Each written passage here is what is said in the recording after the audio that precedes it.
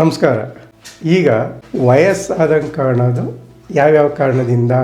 ಒಂದು, ತಲೆ ಕೂದಲು ಉದುರೋದ್ರಿಂದ, ತಲೆ ಕೂದಲು ಬಿಳಿಗಾಗೋದ್ರಿಂದ, ಮುಖದ ಚರ್ಮ ಸುಕ್ಕಾಗೋದ್ರಿಂದ, ಆಮೇಲೆ ವಯಸ್ಸಾದ ಹಾಗೆ ಸ್ವಲ್ಪ ಮುಖದ ಚರ್ಮನೂ ಕೂಡ ಡಲ್ ಆಗ್ತಾ ಬರುತ್ತೆ. ಆಮೇಲೆ ಬೊಜ್ಜು ಬೆಳ್ಕೊಳ್ಳೋದ್ರಿಂದ, ನೀವು ನಿಮ್ಮ ಡ್ರೆಸ್ಗಳ ಬಗ್ಗೆ ಜಾಸ್ತಿ ಕಾಳಜಿ ಕೊಡದೇ ಇರೋದ್ರಿಂದ, ಆದ್ರಿಂದ ನೀವು ಇವುಗಳನ್ನೆಲ್ಲ ಮೇಂಟೈನ್ ಮಾಡಿದ್ರೆ ನಿಮಗೆ ಯಾವುದೇ ಖರ್ಚು ಇಲ್ಲದೆ ಇರೋ ಥರ ನೀವು ವಯಸ್ಸನ್ನ ಕಡಿಮೆ ರೀತಿಯಲ್ಲಿ ಕಾಣೋ ಥರ ಮಾಡ್ಬೋದು. ಮೊದಲನೇದಾಗಿ ನಿಮ್ಮ ಮನಸ್ಸಿಂದ ನನಗೆ ವಯಸ್ಸಾಯಿತು, ನನಗೆ ಮದುವೆ ಆಯಿತು, ಮಕ್ಕಳಾಯಿತು, ನನಗಿನ್ಯಾನಕ್ಕಪ್ಪ, ನನ್ನ ಇನ್ಯಾರು ನೋಡಬೇಕು ಅನ್ನೋ ಭಾವನೆನ ತೆಗೆದಾಕಬೇಕು. ಒಳ್ಳೆ ಆರೋಗ್ಯನ ಮೇಂಟೈನ್ ಮಾಡಬೇಕು. ಒಳ್ಳೆ ಆರೋಗ್ಯ ಮೇಂಟೈನ್ ಮಾಡಿದ್ರೆ ಸೌಂದರ್ಯ ತಂತಾನೆ ಬರುತ್ತೆ. ಸೌಂದರ್ಯ ಬಂದಾಗ ವಯಸ್ಸು ಚಿಕ್ಕದಾಗಿ ಕಂಡೇ ಕಾಣಿಸುತ್ತೆ. ಈಗ ಮೊದಲನೇ ತಲೆ ಕೂದಲಿಂದ ಹೋಗೋಣ ನಾವು. ಈಗ ತಲೆ ಕೂದಲಿಂದ ಉದುರುತ್ತೆ. ತಲೆ ಕೂದಲಿಗೆ ಉದುರೋ ಕಾರಣಗಳನ್ನ, ಮೂಲ ಕಾರಣಗಳನ್ನ ನಾನು ಈಗಾಗಲೇ ಹೇಳಿದ್ದೀನಿ. ಅವುಗಳನ್ನ ಸರಿ ಮಾಡಿಕೊಂಡು ಆ ರೀತಿ ಸಮಸ್ಯೆಗಳಿದ್ರೆ ತಲೆ ಕೂದಲು ಇಂಪ್ರೂವ್ಮೆಂಟ್ ಆಗೋ ಥರ ಮಾಡ್ಕೊಳ್ಳಿ. ತಲೆ ಕೂದಲು ಬಿಳಿಗಾಗ್ತಾ ಇದೆ ಅಂತ ಅಂದರೆ ಇದು ಪ್ರಕೃತಿಯ ಸಹಜ ಗುಣ. ಅದರಿಂದ ಬೇಜಾರು ಮಾಡ್ಕೊಳ್ಳೋದಲ್ಲೇ ಹಿಂದೆ ಮುಂದೆ ಯೋಚನೆ ಮಾಡಿದೆ ನಿಮ್ಗೆ ಇಷ್ಟ ಆಗಿರೋ ಡೈ ಮಾಡ್ಕೊಳ್ಳಿ, ಬಣ್ಣ ಹಾಕೊಳ್ಳಿ. ಬುಡದಿಂದ ಮತ್ತೆ ನಾನು ಕಪ್ ಮಾಡ್ತೀನಿ, ಈ ಥರ ಎಲ್ಲ ಸುಳ್ಳು 30 ವರ್ಷ ಆದಮೇಲೆ ಆಗಲ್ಲ. ಇಲ್ಲಿಗೆ ತಲೆ ಕೂದಲಾಯಿತು. ಇನ್ನು ಮುಖಕ್ಕೆ ಬಂದರೆ, ಮುಖಕ್ಕೆ ಫಸ್ಟ್ ಬೇಕಾಗಿರೋದು ನೋಡಿ, ಚರ್ಮಕ್ಕೆ ಹೈಡ್ರೇಷನ್ ಅಂದರೆ ತೇವಾಂಶ ಇರಲೇಬೇಕು. ತೇವಾಂಶ ಕಡಿಮೆ ಆಯಿತು ಅಂತಂದರೆ ಆಟೋಮೆಟಿಕ್ ಆಗಿ ಚರ್ಮ ಡಲ್ ಆಗ್ತಾ ಬರುತ್ತೆ. ತೇವಾಂಶ ಇರಬೇಕು ಅಂದ್ರೆ ಏನು ಮಾಡಬೇಕು? ನಿಮಗೆ ಬಾಯಾರಿಕೆ ಆಗೋವರಿಗೆ ಕಾಯೋದಕ್ಕೆ ಹೋಗಬೇಡಿ. ಬಾಯಾರದಿ ಆದರೂ ಕೂಡ ದಿನಕ್ಕೆ 3 ರಿಂದ 4 ಲೀಟರ್ ನೀರನ್ನ ಲೆಕ್ಕ ಹಾಕೊಂಡು ಸುಮ್ಮನೆ ಕುಡಿತಾ ಇರಬೇಕು. ಇದರಿಂದ ಚರ್ಮಕ್ಕೆ ನೀರಿನ ಅಂಶ ಜಾಸ್ತಿ ಆಗಿ ಚರ್ಮದ ಕಾಂತಿ ಅಂದ್ರೆ ಗ್ಲೋಯಿಂಗ್ ಅಂತ ಏನು ಹೇಳ್ತೀರ ಅದು ತಂತಾನೆ ಬರುತ್ತೆ. ಇನ್ನು ನೀವು ಹೊರಗಡೆಯಿಂದ ಏನು ಮಾಡ್ಕೋಬಹುದಪ್ಪ ಅಂತ ಅಂದರೆ, ನೀವು ದುಡ್ಡು ಖರ್ಚು ಮಾಡ್ತೀನಿ ಅಂತ ಅಂದರೆ ಬೆಳಗ್ಗೆ ಎದ್ದ ತಕ್ಷಣ ಮುಖ ತೊಳೆದ ಆಗಿದ ತಕ್ಷಣನೇ ಮಾಯಿಶ್ಚರೈಸರ್ನ ರಾತ್ರಿ ಮಲಗಬೇಕಾದ್ರೆ ಮಾಯಿಶ್ಚರೈಸರ್ನ ನೀವು ಹಾಕಬೇಕು.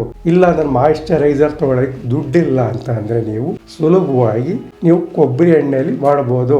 ಇಲ್ಲ ಅಲೆವೇರಾ ನಿಮ್ಮ ಮನೇಲಿ ನೀವು ಪಾಟಲ್ಲಿ ಬೆಳ್ಕೊಂಡು ಅಲೆವೇರಾ ಹಾಕೋದ್ರಿಂದನೂ ಸ್ವಲ್ಪ ನೀರಲ್ಲಿ ಮಿಕ್ಸ್ ಮಾಡಿಕೊಂಡು, ಇವು ನ್ಯಾಚುರಲ್ ಮಾಯಿಶ್ಚರೈಸರ್ ಥರ, ಖರ್ಚಿಲ್ದೇ ಇರೋ ಮಾಯಿಶ್ಚರೈಸರ್ ಥರ ವರ್ಕ್ ಆಗುತ್ತೆ. ನಮ್ಮ ಚರ್ಮನ ಜಾಸ್ತಿ ಡ್ಯಾಮೇಜ್ ಮಾಡೋದು ಸೂರ್ಯನ ಬಿಸಿಲು. ಸೂರ್ಯನ ಬಿಸಿಲು ಬೆಳಿಗ್ಗೆ 8 ಗಂಟೆವರೆಗೆ, ಸಂಜೆ 5 ಗಂಟೆ ಮೇಲೆ ನಿಮ್ಮ ಚರ್ಮಕ್ಕೆ ಬೇಕು. ಆಮೇಲೆ ಯಾವುದೇ ಬಿಸಿಲು ಕೂಡ ನಿಮಗೆ ಚರ್ಮಕ್ಕೆ ಹಾನಿಕಾರಕ. ಆದ್ರಿಂದ ಸನ್ಸ್ಕ್ರೀನ್ನ ಬಳಸಿ. 50+ ಇರಲಿ. ಆಮೇಲೆ ಯಾವುದೇ ನೀವು ಡೇ ಕ್ರೀಮಲ್ಲೂ ಈ SPF ಅಂತಿರುತ್ತಾ ಅಂತ ನೋಡಿ ತಗೊಳ್ಳಿ. ಬೇಡವಾ, ನಂಗೆ ಕ್ರೀಮ್ ತೊಗೊಳಕ್ಕೆ ನಂಗೆ ಇಷ್ಟ ಇಲ್ವಾ ಅಥವಾ ದುಡ್ಡಿಲ್ವಾ ಅಂತ ಅಂದರೆ ನೀವು ಹೆಂಗಸರು ಛತ್ರಿ ಹಿಡಿಬೋದು, ಇಲ್ಲ ಮುಖ ನಿಮ್ಗೆ ಯಾವ್ದು ಅನುಕೂಲನ ಆ ರೀತಿ ಕವರ್ ಮಾಡ್ಕೊಳ್ಳಿ. ಗಂಡಸರಿಗೆ ಕ್ಯಾಪ್ ಹಾಕಿ, ಕೆಲವರು ಹೊಲದಲ್ಲಿ ಕೆಲಸ ಮಾಡೋರು ಈ ರೀತಿ ಕ್ಯಾಪ್ ಹಾಕೊಂಡು ಮುಖನ ಕವರ್ ಮಾಡ್ಕೊಂಡು ಮಾಡ್ಬೋದು. ಇದೇ ತುಂಬಾ ಇಂಪಾರ್ಟೆಂಟ್ ಆಗಿರುತ್ತೆ. ಆಮೇಲೆ ಚರ್ಮದ ಆರೋಗ್ಯಕ್ಕೆ 7 ರಿಂದ 8 ಗಂಟೆ ನಿದ್ರೆ ಮಾಡೋದು ತುಂಬಾ ಇಂಪಾರ್ಟೆಂಟ್. ಇದರಿಂದನೇ ಕಣ್ಣಿನ ಕೆಳಗಡೆ ನಿದ್ರೆ ಇಲ್ದಲೆ ಸುಕ್ಕಾಗೋದು, ಕಪ್ಪು ಡಾರ್ಕ್ ಸರ್ಕಲ್ಸ್ ಅಂತ ಏನ್ ಹೇಳ್ತಾರೆ ಕಾಣಿಸ್ಕೊಳ್ಳೋದು ಇದರಿಂದನೇ ಮೇನ್ ಕಾರಣ. ಇದನ್ನ ನೀವು ಸರಿ ಮಾಡ್ಕೊಂಡ್ರೆ ಈ ಪ್ರಾಬ್ಲಮ್ ಕಡಿಮೆ ಆಯ್ತು. ಇನ್ನು ಬೊಜ್ಜು ಜಾಸ್ತಿ ಆಯ್ತು. ಬೊಜ್ಜು ಜಾಸ್ತಿ ಆಗೋದಕ್ಕೆ ನೀವು ವಾರಕ್ಕೆ 5 ಸಲ ಸಾಕು. 2 ದಿನ ಬೇಕಾದ್ರೆ ರೆಸ್ಟ್ ಕೊಡಿ, 3/4 ಗಂಟೆ ಸಾಕು. ನೀವು ಯಾವುದಾದ್ರೂ ವ್ಯಾಯಾಮನೋ, ಇಲ್ಲ ವ್ಯಾಯಾಮ ಇಲ್ಲ ಅದನ್ನ ಕೆಲಸನೇ ಜಾಸ್ತಿ ಇದೆ ಅಂತಂದರೆ ಕೆಲಸ ಮಾಡಿ ಬೊಜ್ಜನ್ನ ಕಂಟ್ರೋಲ್ ಆಗಿ ಇಟ್ಕೊಳ್ಳಿ. ಹೊಟ್ಟೆ ಬರ್ದಿರೋ ಥರ ನೋಡಿ. ದಪ್ಪ ಆದವರು ವಯಸ್ಸಾದಂಗೆ ಕಾಣೋದು ಜಾಸ್ತಿ. ಬರೀ ಸೌಂದರ್ಯಕ್ಕಷ್ಟೇ ಅಲ್ಲ, ಆರೋಗ್ಯಕ್ಕೂ ಕೂಡ ನೀವು ಹೆಲ್ತಿ ವೆಯ್ಟ್ನ ಮೇಂಟೈನ್ ಮಾಡಬೇಕಾಗುತ್ತೆ. ಕರಳಲ್ಲಿ ಹೆಲ್ತಿ ಬ್ಯಾಕ್ಟೀರಿಯಾ ಅಂತಿರಬೇಕು. ಅಂದರೆ ಈ ಬ್ಯಾಕ್ಟೀರಿಯಾಗಳು ನಮ್ಮ ಸಣ್ಣ ಕರಳಲ್ಲಿ ಇದ್ಕೊಂಡು ನಮ್ಮ ಫುಡ್ ಅಬ್ಸಾರ್ಪ್ಷನ್ಗೆ, ಈ ಪೋಷಕಾಂಶಗಳ ಅಬ್ಸಾರ್ಪ್ಷನ್ ನಮ್ಮ ಶರೀರಕ್ಕೆ ಸೇರ್ಕೊಳ್ಳೋದಕ್ಕೆ ಸಹಾಯ ಮಾಡ್ತವೆ. ಇವುಗಳನ್ನ ಜಾಸ್ತಿ ಮಾಡಬೇಕು. ಮೆಡಿಕಲ್ ಶಾಪಲ್ಲಿ ಪ್ರೀಬಯೋಟಿಕ್, ಪ್ರೋಬಯೋಟಿಕ್ ಪೌಡರ್ಸ್ ಅಂತ ಸಿಗುತ್ತೆ. ಇವುಗಳನ್ನ ಚಿಕ್ಕ ಮಕ್ಕಳಿಗೆ ಬೇದಿಯಾದರೂ ಕೂಡ ನೀವು ಕೊಡ್ಬೋದು. ಇಲ್ಲ ದೊಡ್ಡವರು ಕೂಡ ಖಾಲಿ ಹೊಟ್ಟೆಲಿ ಸೇವಿಸ್ಬೇಕಾಗತ್ತೆ. ಇಲ್ಲ ಬೇಡ ನನಗೆ ಅದಕ್ಕೂ ಖರ್ಚು ಮಾಡೋಕ್ಕೆ ಇಷ್ಟ ಇಲ್ಲ ಅಂತ ಅಂದರೆ ನೀವು ಹುಳಿ ಮೊಸರು ಅಥವಾ ಸಿಹಿ ಮೊಸರಾದರೂ ಓಕೆ, ಇದಕ್ಕೆ ಉಪ್ಪಿನಕಾಯಿ ಹಾಕೊಂಡಿರೋದ್ರಲ್ಲಿ ನ್ಯಾಚುರಲ್ ಆಗಿ ಈ ಫ್ರೆಂಡ್ಲಿ ಬ್ಯಾಕ್ಟೀರಿಯಾಗಳಿರುತ್ತೆ. ನೀವು ಪ್ರತಿ ಊಟ ಆದಮೇಲೂ ಕೂಡ ಉಪ್ಪಿನಕಾಯಿ ಮೊಸರು ಅನ್ನನ ಕಂಪಲ್ಸರಿಯಾಗಿ ಊಟ ಮಾಡೋದನ್ನ ಅಭ್ಯಾಸ ಮಾಡ್ಕೊಳ್ಳಿ. ಈಗ ಒಮೆಗಾ 3 ಅಂತ ಬಂದಾಗ, ಅಂದರೆ ಹೆಲ್ತಿ ಫ್ಯಾಟ್ ಅಂತ ಬಂದಾಗ, ಫ್ಯಾಟಿ ಫಿಶ್ ಇದೆ, ಫ್ಲಾಕ್ ಸೀಡ್ಸ್ ಇದೆ, ಚಿಯಾ ಸೀಡ್ಸ್ ಇದೆ, ತುಪ್ಪ ಆಗುತ್ತೆ, ಆಲಿವ್ ಆಯಿಲ್ ಆಗುತ್ತೆ, ಬಾದಾಮ್ ಆಯಿಲ್ ಆಗುತ್ತೆ. ಇವೆಲ್ಲ ಕಾಸ್ಟ್ಲಿ ಅನ್ಸಿದ್ರೆ ನೀವು ಸನ್ಫ್ಲವರ್ ಆಯಿಲ್ಗೆ ಹೋಗ್ಬೋದು. ಇಲ್ಲ ಕೋಕೋನಟ್ ಆಯಿಲ್, ಕೊಬ್ಬರಿ ಎಣ್ಣೆ ನಮ್ಮ ಸ್ಮೆಲ್ ನಮ್ಗೆ ಅಷ್ಟು ಇಷ್ಟ ಆಗಲ್ಲ. ಕೇರಳದಲ್ಲಿ ಇದನ್ನು ಜಾಸ್ತಿ ಉಪಯೋಗ ಮಾಡ್ತಾರೆ. ನಿಮಗೂ ಇಷ್ಟ ಆಗೋದಾದರೆ ಕೋಕೋನಟ್ ಆಯಿಲ್ ಬೆಸ್ಟ್. ಇದಕ್ಕೆ ವರ್ಜಿನ್ ಕೋಕೋನಟ್ ಆಯಿಲ್ ಅಂತ ಸಪ್ರೇಟಾಗಿ ಅಡುಗೆಗೆ ಅಂತ ಸಿಗುತ್ತೆ, ಅದನ್ನೇ ತಗೋಬೇಕು. ಕೋಕೋನಟ್ ಆಯಿಲಲ್ಲಿ ನೀವು ಸ್ಕಿನ್ ಮಸಾಜ್ ಮಾಡ್ಬೋದು, ತಲೆ ಕೂದಲಿಗೂ ಮಸಾಜ್ ಮಾಡೋದಕ್ಕೆ ಉಪಯೋಗಿಸ್ಕೋಬೋದು. ಇಲ್ಲಿ ರಿಪೀಟೆಡಾಗಿ ಹೇಳ್ತಿದ್ದೀನಿ, ಮಸಾಜ್ ಮಾಡೋದಕ್ಕೆ, ಕೂದಲು ಬೆಳೆಯೋದಕ್ಕೆ ಅಲ್ಲ. ಎಲ್ಲರಿಗೂ ಇದೇ ಒಂದು ಡೌಟ್ ಆಗಿದೆ. ಇನ್ನು ಮೇಕಪ್ ಮಾಡೋರು ಯಾವಾಗಲೂ ಮಾಯಿಶ್ಚರೈಸರ್ ಹಾಕಿ ಮೇಕಪ್ ಮಾಡಿ. ಕಣ್ಣಿನ ಕೆಳಗಡೆ ನಿಮಗೆ ಈ ಬ್ಲ್ಯಾಕ್ ಸರ್ಕಲ್ಸ್ ಕಾಣಿಸ್ಬಾರ್ದು ಅಂತ ಅಂದರೆ ನೀವು ಕನ್ಸೀಲರ್ನ ಉಪಯೋಗ ಮಾಡಿ. ಆದಷ್ಟು ಬೇಗ ಮೇಕಪ್ನ ತೆಗೀರಿ. ಎಲ್ಲ ಮೇಕಪ್ಪಲ್ಲೂ SPF ಇರಲಿ, ಆವಾಗ ನಿಮಗೆ ಸನ್ಸ್ಕ್ರೀನ್ ಥರ ಆಗುತ್ತೆ. ತುಟಿಗೆ ಲಿಪ್ ಬಾಮ್ನ ಬಳಸಿ, ಇದರಲ್ಲೂ ಕೂಡ SPF ಇರುತ್ತೆ. ಸೂರ್ಯನ ಬಿಸಿಲಿಂದ ತುಟಿ ಕಪ್ಪಾಗೋದು ಕಡಿಮೆ ಆಗುತ್ತೆ. ಈ ರೀತಿ ನೀವು ಮ್ಯಾನೇಜ್ ಮಾಡ್ಬೋದು. ಇನ್ನು ಬಟ್ಟೆ ವಿಷಯಕ್ಕೆ ಬಂತಂದರೆ ನೀವು ಆದಷ್ಟು ಒಳ ಉಡುಪುಗಳನ್ನ ಸ್ವಲ್ಪ ಎಲಾಸ್ಟಿಕ್ ಟೈಪ್ ಹಾಕಿರಬೇಕು, ಮತ್ತು ಒಳ ಉಡುಪುಗಳನ್ನ ಹಾಕ್ದಲೇ ಬಿಡಬಾರ್ದು. ಇದರಿಂದ ಅವು ಸಪೋರ್ಟ್ ಸಿಗದಲ್ಲೇ ನಿಮ್ಮ ಅಂಗಾಂಗಗಳು ಜೋತ್ ಬೀಳೋ ಚಾನ್ಸಸ್ ಜಾಸ್ತಿ ಇರುತ್ತೆ. ನೀವು ಫರ್ಮಾಗಿ ಎಲಾಸ್ಟಿಕ್ ಇರೋವಂಥದ್ದು ಹಿಡ್ಕೊಳ್ಳೋದ್ರಿಂದ ಅದು ಕರೆಕ್ಟ್ ಪ್ರಾಪರ್ ಶೇಪಲ್ಲಿ ಕೂರುತ್ತೆ. ಬಟ್ಟೆನ ನಿಮ್ಮ ಚರ್ಮ ಬಣ್ಣದ ಯಾವ ಕಲರ್ ಸೆಟ್ ಆಗುತ್ತೋ ಅದನ್ನು ತೊಗೊಳ್ಳಿ. ಉದ್ದಕ್ಕಿರೋರು ಅಡ್ಡ ಸ್ಟ್ರೈಪ್ಸ್ ಇರೋ ಬಟ್ಟೆಗಳನ್ನ ತೊಗೋಬೇಕು. ದಪ್ಪ ಇರೋರಿಗೆ ಚೆಕ್ಸ್ ಅಥವಾ ಸರ್ಕಲ್ಸ್ ಡಾಟ್ ಟೈಪ್ ಇರುತ್ತಲ್ಲ, ಆ ರೀತಿ ಬಟ್ಟೆಗಳು ಸೆಟ್ ಆಗುತ್ತೆ. ಕುಳ್ಳಕ್ಕಿರೋರಿಗೆ ಉದ್ದುದ್ದ ಸ್ಟ್ರೈಪ್ಸ್ ಇರುವಂಥ ಬಟ್ಟೆಗಳು ಸೆಟ್ ಆಗುತ್ತೆ. ಈ ರೀತಿ ನೋಡಿ ನೀವು ತೊಗೋಬೋದು. ಆದಷ್ಟು ಓಲ್ಡ್ ಫ್ಯಾಷನ್ ಬಿಟ್ಟು ಈಗಿನ ಕಾಲಕ್ಕೆ ತಕ್ಕನಾದ ಡ್ರೆಸ್ಗಳನ್ನ ಹಾಕ್ಕೊಂಡ್ರೆ ನೀವು ಚಿಕ್ಕ ರೀತಿ ಕಾಣ್ತೀರ. ಫೇಸ್ಗೆ ಮಸಾಜಿಂಗ್ ತುಂಬ ಇಂಪಾರ್ಟೆಂಟು. ನೀವು ಬರೀ ಕೈಯಲ್ಲೇ ಫಿಂಗರ್ಸಲ್ಲೇ ಮಾಡ್ಬೋದು, ತಲೆ ಕೂದಲಿಗೂ ಮಾಡ್ಬೋದು.